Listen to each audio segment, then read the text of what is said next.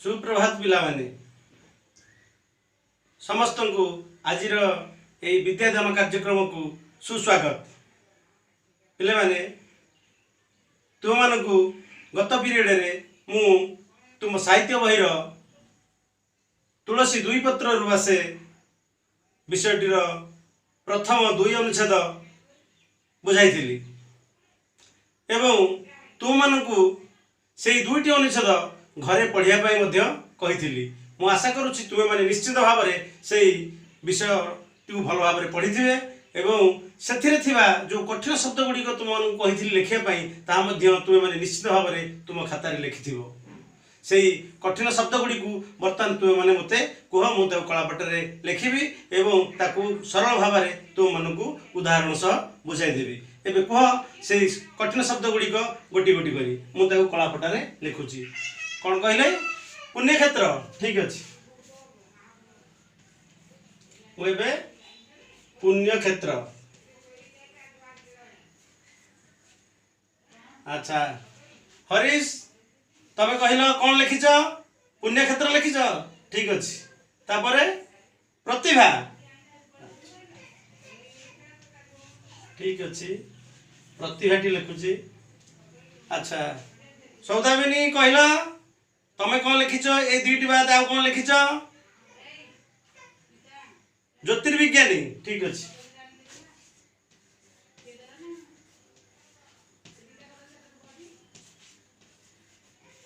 ज्योतिर्विज्ञानी। रमेश तमे कौन कहल निरीक्षण। ठीक अच्छे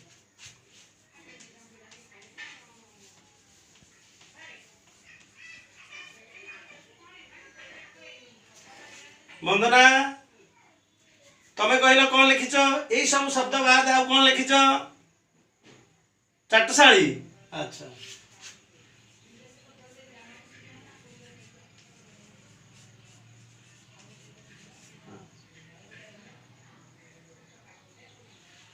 राजेश तमे कहल तमे कौन लिखिच यही सब शब्द छाड़ी आउ कौन नुआ शब्द लिखिच कुरुली। ठीक अच्छे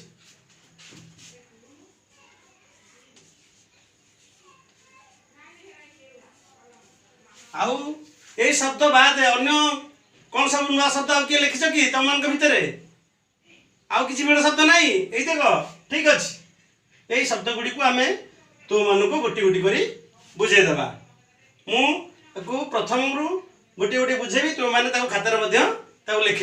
ठीक अच्छे पिला माने मु तुम मानकु से कठिन शब्द गुड़ी को सरलीकरण करी बुझाऊँगी। प्रथम कठिन शब्दटी ହେଉଛି पुण्यक्षेत्र। यार अर्थ ହେଉଛି पवित्र भूमि। पिला माने तुमे सब पुरी जाइथिबो सेठारे जगन्नाथ मंदिर देखिथिबो निश्चय। तेणु पुरी रे जगन्नाथ मंदिर थिबारु यह एक पुण्यक्षेत्र। से भली आउ गोटे उदाहरण देउछि पुण्यक्षेत्र अयोध्या रे रामचंद्र जन्मग्रहण करथिले तेणु अयोध्या होउछि एक पुण्यक्षेत्र। बुझिपारे तो। ठीक अच्छे या पर कठिन शब्दटी होउछि प्रतिभा। प्रतिभार अर्थ होउछि ईश्वर दत्त गुण जे गुण पिला मानक ठारे पिलादिन होई रही थाए। तुम मानक पाखरे किछि पिलांक पाखरे नाच करिबा खेलिबा गीत बोलिबा वक्तृता देवा इत्यादि विशेष गुण रही थाए। यहाको सेमानकर प्रतिभा कहा जाए। तेणु प्रतिभा को लेकिन गोटे वाक्य मु कहूँ छात्र छात्री मानकर प्रतिभार विकास पाई सुरभि कार्यक्रम अनुष्ठित हुए। बुझिपारे तो। ठीक अच्छे परवर्ती कठिन शब्द होउछि ज्योतिर्विज्ञानी। ज्योतिर्विज्ञानी अर्थ होउछि जो माने आकाश रे थिबा ग्रह उपग्रह नक्षत्र तारकापुंज मानकर अवस्थिति गतिविधि इत्यादि विषय रे गवेषणा करी तथ्य हासिल करने सहित ज्ञान अर्जन करिथांती सेही मानकु ज्योतिर्विज्ञानी कहती। ज्योतिर्विज्ञान को नहीं गोटे वाक्य मुझे तुम कहूँ राहुल बड़ हेले जड़े ज्योतिर्विज्ञानी होगापाई लक्ष्य रखी। बुझिपारे तो थर पिला माने यह परवर्ती कठिन शब्दटी होउछि निरीक्षण। यार अर्थ होउछि भल भाव देखा। निरीक्षण को लेकिन गोटे सरल वाक्य तुम कहूँ खाली आखिरे सूर्य को निरीक्षण कले आखि खराब होता है। बुझिपार तो पिलाने ठीक अच्छे। या परवर्ती शब्दटी हूँ चाटशाली। पिलाने तुम्हें सब एबे केउठारे पाठ पढ़ुच स्कूल ना ठीक अच्छे किंतु आग काल रे पिलाने स्कूल रे पाठ पढ़ु नथिले से माने जेउठारे पढ़ुथिले ताकू चाटशाली कहा जाउथिला। सेमानक पढ़िबा पई आजिकालिका परी कौन सी स्कूल नथिला। स्लेट कागज कलम बही इत्यादि किछि नथिला। से माने गाँ पिंडा कोठघर किंबा गछमूले बसी पढ़ुथिले। सेमानकु अवधान माने पढ़ाउथिले। अक्षर सबु सेमाने शुआ पक्षिया खड़ी माटी उपरे लेखुथिले। अक्षर शिखि सारला परे तालपत्र पोथी उपरे लेखनी साहाय्य लेखुथिले। सेगुड़िकु पोथी कहा जाउथिला। पोथी गुड़िकु तुमे सबु एबे संग्रहालय बा म्यूजियम रे देखि परिबो। चाटशाली रे 2 ओळी पाठ पढ़ा हुए। सकाळे गणित आउ संध्यारे भागवत रामायण महाभारत।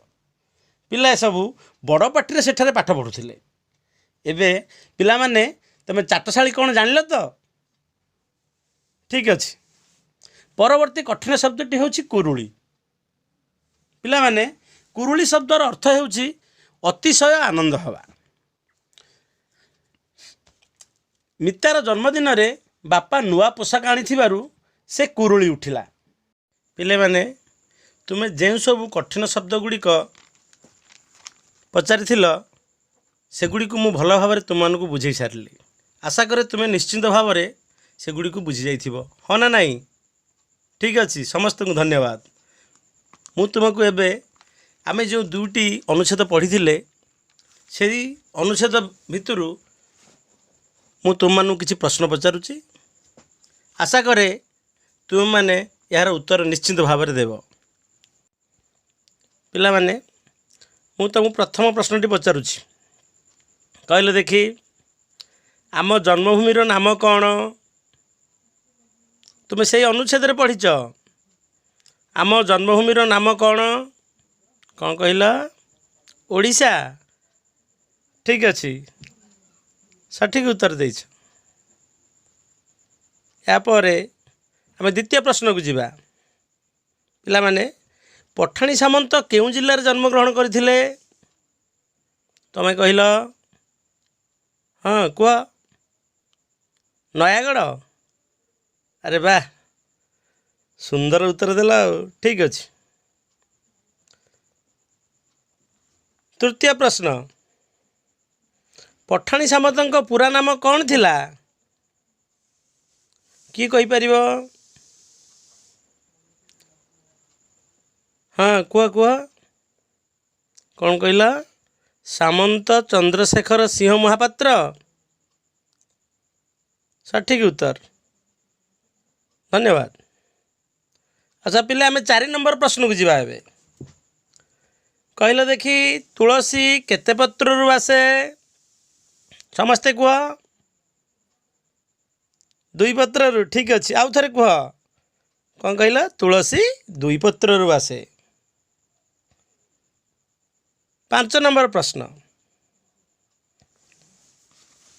पठाणी सामंत पिला बेले केउठारे पाठ पढ़ुथिले समस्ते कह जो मैंने कहि परिबो कौन कहला चाटशाली ठीक अच्छे। अरे वाह समस्त सठिक उत्तर देदेल। एबे समस्त को धन्यवाद।